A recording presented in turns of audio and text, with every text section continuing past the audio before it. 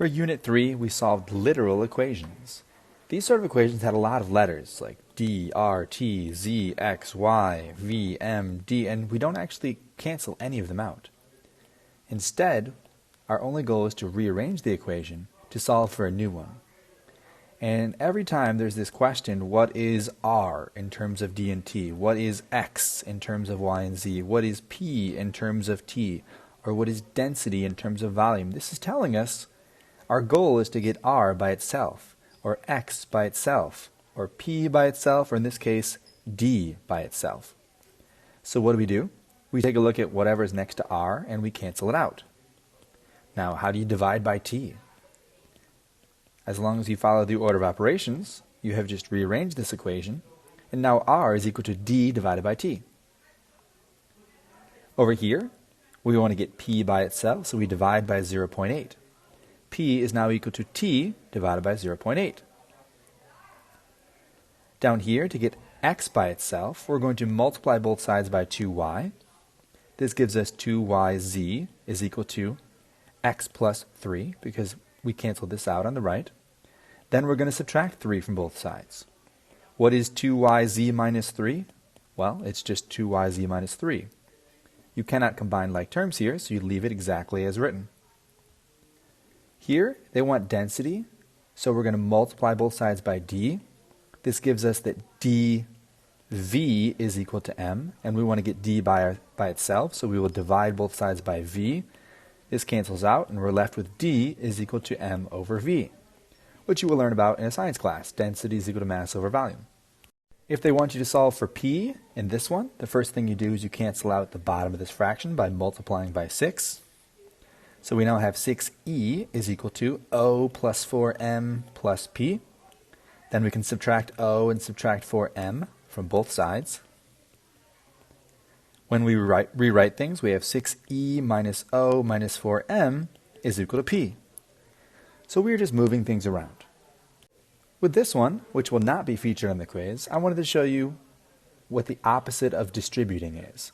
So distributing looks like this. You take the outside number and you multiply it by each term inside, and you get an answer like that.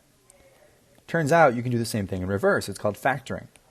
So here, if you want to get f by itself, we're actually going to multiply by everything on the bottom of this fraction. So we're going to multiply by n plus f. This gives us r times n plus f, because multiplication you can change the order, and this is probably a little bit more familiar. It cancels out on the right.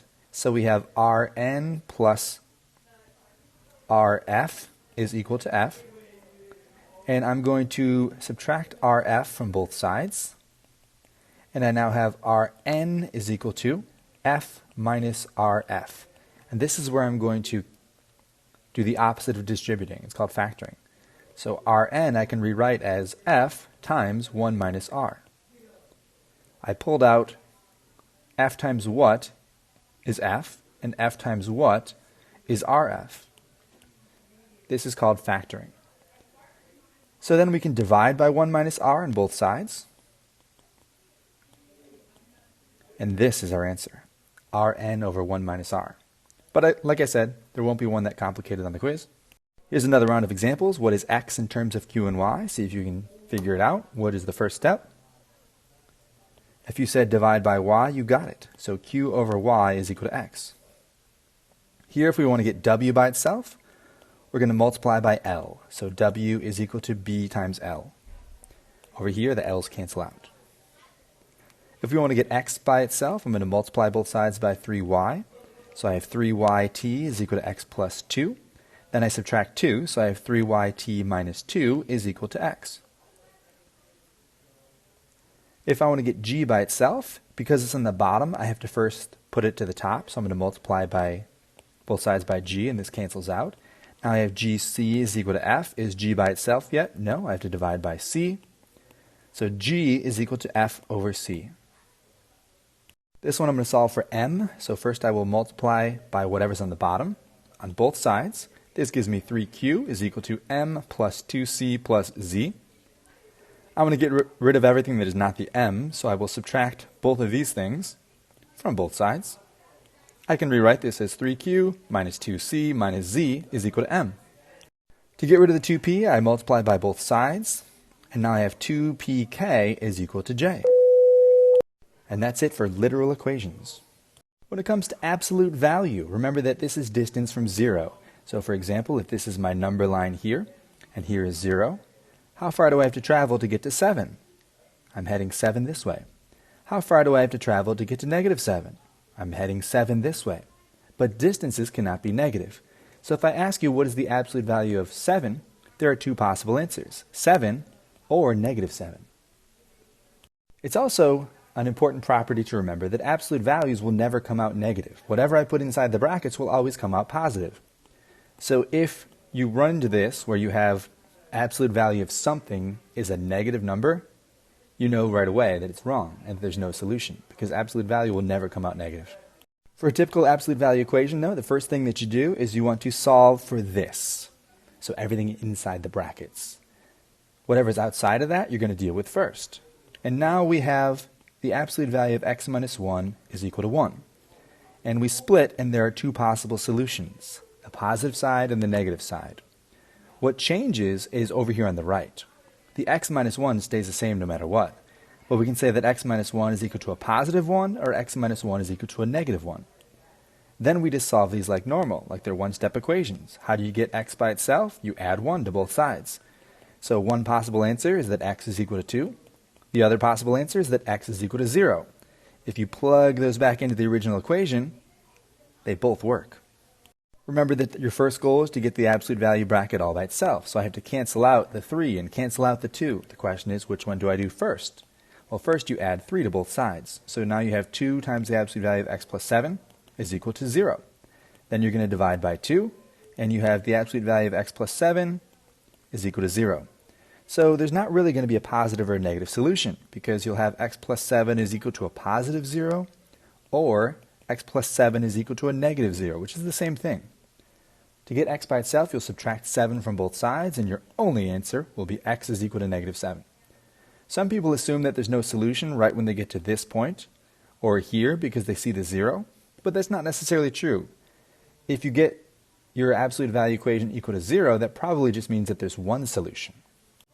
Next problem, we're going to solve for the absolute value bracket, which means we'll be subtracting 12 first from both sides. This gives us negative 2 times the absolute value of x minus 2 is equal to negative 8. Just because there's a negative here doesn't mean that we should assume there's no solution. Let's finish the problem. Because when it turns out that when you divide by negative 2, you get that the absolute value of x minus 2 is equal to a positive 4, because a negative divided by a negative comes out positive. So this is where you split, and the 4 is what you split, and you have two possible scenarios. You have that x minus 2 is equal to a positive 4, and x minus 2 is equal to a negative 4. In both cases, you're going to add 2 to get x by itself, so x is equal to 6 is one solution, and x is equal to negative 2 is the other. Here's one more problem. We're going to solve for this absolute value bracket. So the first thing we do is we get rid of everything else by adding 3 to both sides, and we have the absolute value, 4 times the absolute value of x plus 3 is equal to negative 11. If I divide both sides by 4, this is an impossible situation because whatever comes out, it's going to be negative. So therefore the answer is no solution because this is still negative. And if you take the absolute value of something, it'll never come out negative. The quiz, the first time around quiz was the same. We had 14 or negative 14. And down here we had no solution. Meaning that every time you take the absolute value, there's two answers, the positive and the negative, but it will never come out negative. For the rest of these, we tried to get the brackets by themselves by subtracting, and in some cases after that, dividing. And here we took x plus 1 is equal to 1, or x plus 1 is equal to negative 1. This is the part that splits and changes. In both of these, we subtract 1, so we get x is equal to 0, or x is equal to negative 2. And those are the two solutions. Here we would add 5 to both sides, giving us negative 7. When we divide by 2, we still have a negative number, so this one is also no solution. With this one, we're going to add 3 to both sides, and we get that x plus 2 is equal to 3. So we have x plus 2 is equal to a positive 3, and x plus 2 is equal to a negative 3. In both cases, we subtract 2, so one answer is 1, the other answer is negative 5. The last one, when you add 5, you get 0. When we divide by 3, you still have 0, so the absolute value of x minus 3 is equal to 0. This doesn't mean no solution, it just means that there's only one solution. So what can we add to both sides to cancel out the minus 3? That's 3. We end up with x is 3.